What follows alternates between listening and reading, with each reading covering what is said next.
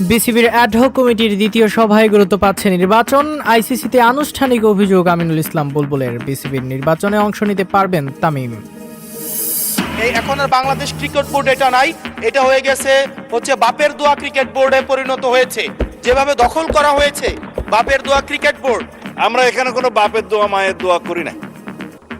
এখন এতদিন পর্যন্ত শুনতাম মায়ের দোয়া পরিবহন আছে, আজকে মাননীয় সদস্যের কল্যাণে দেখলাম বাপের দোয়া কমিটিও আছে।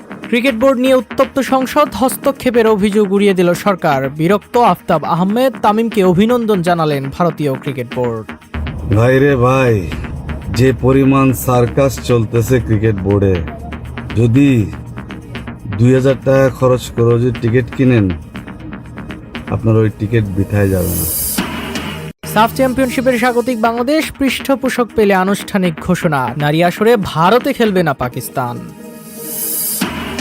এবং চ্যাম্পিয়ন্স লিগের কোয়ার্টার ফাইনালের রাতে বার্সা অ্যাথলেটিকোর দ্বৈরথ। চ্যাম্পিয়ন্স পিএসজির মুখোমুখি লিভারপুল। বিসিবির নতুন অ্যাডহক কমিটিকে বাপের দোয়া ক্রিকেট কমিটি হিসেবে আখ্যায়িত করেছেন বিরোধী দলীয় সংসদ সদস্য হাসনাত আব্দুল্লাহ। যদিও হাসনাতের এমন দাবিকে অস্বীকার করেছেন স্বরাষ্ট্রমন্ত্রী সালাউদ্দিন আহমেদ। সঙ্গে আমিনুল ইসলামের নেতৃত্বাধীন আগের কমিটির সমালোচনা করেছেন তিনি। ভাই রে ভাই, যে পরিমাণ সার্কাস চলতেছে ক্রিকেট বোর্ডে, যদি 2000 টাকা খরচ করে যদি টিকিট কিনেন, আপনার ওই টিকিট বৃথায় যাবে না। জাতীয় দলের সাবেক ক্রিকেটার আফতাব আহমেদের কথাই স্পষ্ট, ক্ষমতা আর চেয়ার দখলের লড়াইয়ে অনেকটাই ত্রাহি অবস্থা ক্রিকেট বোর্ডের। আমিনুল ইসলামের নেতৃত্বাধীন কমিটি ভেঙে মঙ্গলবার বিসিবির যেই 11 সদস্যের অ্যাডহক কমিটি দিয়েছে ক্রীড়া পরিষদ, তাতে 3 সাবেক ক্রিকেটার, বিভিন্ন সময়ে বিসিবির দায়িত্বে থাকা 4 কর্মকর্তা ছাড়াও আছেন সরকার দলীয় প্রভাবশালী 4 মন্ত্রী উপদেষ্টার পুত্র ও স্ত্রী। বিএনপি সিনিয়র নেতা ও অর্থমন্ত্রী আমির খসরু মাহমুদ চৌধুরীর পুত্র ইসরাফিল খসরু, বিএনপি স্থায়ী কমিটির সদস্য ও স্বরাষ্ট্রমন্ত্রী সালাউদ্দিন আহমেদের পুত্র সৈয়দ ইব্রাহিম আহমেদ, প্রধানমন্ত্রীর উপদেষ্টা ও বিএনপির সিনিয়র নেতা মির্জা আব্বাসের পুত্র মির্জা ইয়াসির আব্বাস এবং প্রাথমিক ও গণশিক্ষা প্রতিমন্ত্রী ববি হাজ্জাজের স্ত্রী রাশনা ইমাম ঠাঁই পেয়েছেন অ্যাডহক কমিটিতে। ধন্যবাদ মাননীয় স্পিকার। যে আলোচনা ক্রিকেট মাঠ, সামাজিক যোগাযোগ মাধ্যম, চায়ের দোকান থেকে পৌঁছে গিয়েছে সংসদে। এখন আর বাংলাদেশ ক্রিকেট বোর্ড এটা নাই, এটা হয়ে গেছে বাপের দোয়া ক্রিকেট বোর্ডে পরিণত হয়েছে। যেভাবে দখল করা হয়েছে বাপের দোয়া ক্রিকেট বোর্ড।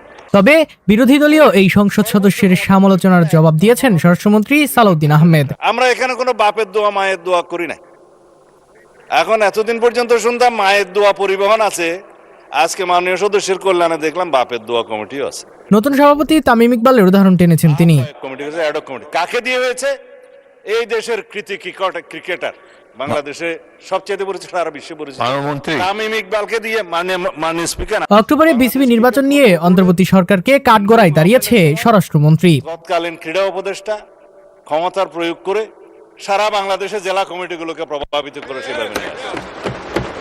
তাদেরকে একটা দায়িত্ব দিয়ে আনা হয়েছে। বিসিবি বসের চেয়ারে বসে দেশের ক্রিকেটের ভাবমূর্তি ফিরিয়ে আনার যেই মূল লক্ষ্যের কথা বলেছেন তামিম ইকবাল, শুরুতেই তা চ্যালেঞ্জের মুখে পড়েছে। ক্রিকেট বোর্ডের নির্বাচিত কমিটি ভেঙে অ্যাডহক কমিটি করায় আইসিসির কাছে সরকারি হস্তক্ষেপের অভিযোগ জানিয়েছেন আমিনুল ইসলাম বুলবুল। বিসিবির সাবেক পরিচালক খন্দকার জামিল উদ্দিন মনে করেন, বুলবুলের অভিযোগ নিয়ন্ত্রক সংস্থা আমলে নেবে না। আমিনুল ইসলাম বুলবুল হচ্ছেন আইসিসির দ্বারস্থ। তাতে কি শাস্তির সম্মুখীন হতে পারে বাংলাদেশ ক্রিকেট? কারণ শেষ বিদায়ে আমিনুল ইসলাম বুলবুল চেয়েছেন আইসিসির হস্তক্ষেপ এবং নিজেকে এখনও বাংলাদেশ ক্রিকেটের বৈধ বোর্ড প্রেসিডেন্ট হিসেবে দাবি করছেন। বুলবুলের অভিযোগের প্রমাণ পেলে শাস্তি আসতে পারে আইসিসির তরফ থেকে। চরম নাটকীয়তায় ভরপুর বাংলাদেশ ক্রিকেট বোর্ড। গতকাল সকালে যখন আমিনুল ইসলাম বুলবুল প্রেসিডেন্ট হিসেবে এসেছিলেন বোর্ডে, দিনের শেষ প্রহরে সাবেক হয়ে বের হয়েছেন। বর্তমানে বাংলাদেশ ক্রিকেটের 11 জনের অ্যাডহক কমিটির প্রধান টাইগার সাবেক দলপতি তামিম ইকবাল খান। কিন্তু এই বাস্তবতা মেনে নেননি সদ্য সাবেক বোর্ড প্রেসিডেন্ট, বরং যাওয়ার বেলাতে হুঙ্কার ছেড়েছেন। তিনি নিজেকে এখনও বাংলাদেশ ক্রিকেটের বৈধ বোর্ড প্রেসিডেন্ট হিসেবে আখ্যায়িত করেছেন।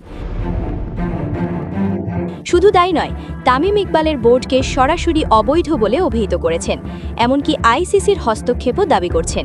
তিনি বলেছেন, গত 5ই এপ্রিল এনসিসি দিয়ে তদন্ত প্রতিবেদন আইনগতভাবে কোনো ভিত্তি রাখে না, এখানে সরকারি হস্তক্ষেপ আছে বলে দাবি করেছেন। আর যদি আমিনুলের অভিযোগের সত্যতা পায় আইসিসি, তাহলে বাংলাদেশ ক্রিকেটের জন্য কী ভাগ্য বরণ করতে হতে পারে, এটাই এখন বড় প্রশ্ন হয়ে দাঁড়িয়েছে। আইসিসির নিয়মটাই স্পষ্ট, ক্রিকেট বোর্ডে যদি সরকারি হস্তক্ষেপ থাকে তাহলে কয়েকটি শাস্তির সম্মুখীন হতে পারে ওই দেশের ক্রিকেট। প্রথমত, সদস্যপদ স্থগিত। সরকারি হস্তক্ষেপের কারণে কোনো দেশের ক্রিকেট বোর্ড সদস্যপদ সাময়িকভাবে স্থগিত করা হতে পারে। দ্বিতীয়ত, বন্ধ হয়ে যেতে পারে আইসিসির ফান্ড বা অনুদান। তৃতীয়ত, আন্তর্জাতিক ক্রিকেটে অংশগ্রহণে নিষেধাজ্ঞা। চতুর্থত, আইসিসি টুর্নামেন্টের আয়োজনের অধিকার হারানো। তবে সদ্য সাবেক প্রেসিডেন্ট আইসিসির কাছে নালিশ জানালে এবং আইসিসি বুলবুলের অভিযোগের সত্যতা পেলেই কেবল এমন শাস্তির সম্মুখীন হতে পারে বাংলাদেশ ক্রিকেট। কিন্তু বাংলাদেশ জাতীয় ক্রীড়া পরিষদ নিয়মকানুন মেনেই অ্যাডহক কমিটি গঠন করেছেন। এখন দেখার অপেক্ষা কোথাকার জল কোথায় গিয়ে থাকে। নিজের শেষ বিশ্বকাপে অংশ নেওয়ার লক্ষ্যে সর্বোচ্চ চেষ্টা চালিয়ে যাচ্ছেন ব্রাজিলের তারকা ফুটবলার নেইমার। এই লক্ষ্য পূরণে তিনি আবারও অস্ত্রোপচার করানোর সিদ্ধান্ত নিয়েছেন। সান্তোস ক্লাবের কোচ কুকা জানিয়েছেন, আন্তর্জাতিক বিরতির সময় নেইমারের হাঁটুতে অস্ত্রোপচার করা হয়েছে। তিনি এখনও অনুশীলনে ফেরেননি এবং কয়েকদিন অস্ত্রোপচার পরবর্তী বিশ্রামে ছিলেন। ব্রাজিলিয়ান লিগের সর্বশেষ মরশুম শেষ হওয়ার পর চিকিৎসকদের পরামর্শেই প্রথমবার হাঁটুর অস্ত্রোপচার করান নেইমার। তবে কয়েক মাসের মধ্যেই তাকে আবারও অস্ত্রোপচার করতে হয়েছে। এবার তার ক্ষতিগ্রস্ত জয়েন্টের টিস্যু মজবুত করতে বিশেষ পুনর্জন্মমূলক চিকিৎসা দেওয়া হয়েছে। আন্তর্জাতিক বিরতির সময়ই এই চিকিৎসা নেওয়ার সিদ্ধান্ত নেন তিনি। ওই সময় তিনি জাতীয় দলে ডাক পাওয়ার আশাও করেছিলেন। এখন তিনি বিশেষ পুনর্বাসন কার্যক্রম শুরু করেছেন, যাতে বিশ্বকাপের আগে পুরোপুরি সুস্থ হয়ে উঠতে পারেন। এছাড়া তিনি ব্রাজিল দলের কোচ কার্লো আনচেলোত্তিকে বোঝাতে চান যে আসন্ন বিশ্বকাপের জন্য ঘোষিত ২৬ সদস্যের দলে তাকে রাখা জরুরি। যুক্তরাষ্ট্র, মেক্সিকো ও কানাডায় অনুষ্ঠিত এই বিশ্বকাপই হতে যাচ্ছে নেইমারের ক্যারিয়ারের শেষ বিশ্বকাপ। নেইমারের এই বারবার ফিরে আসার চেষ্টা কেবল তার ব্যক্তিগত জেদ নয়, বরং হেক্সা জয়ের স্বপ্নবিভোর কোটি ব্রাজিল সমর্থকের আশার প্রতিফলন। এখন দেখার বিষয়, এই বিশেষ চিকিৎসা এবং পুনর্বাসন প্রক্রিয়া তাকে কতটা দ্রুত মাঠে ফেরাতে পারে। ফুটবল বিশ্ব এখন অধীর আগ্রহে অপেক্ষা করছে সেই পরিচিত সাম্বা ম্যাজিক আর নেইমারের জাদুকরী ড্রিবলিং দেখার জন্য।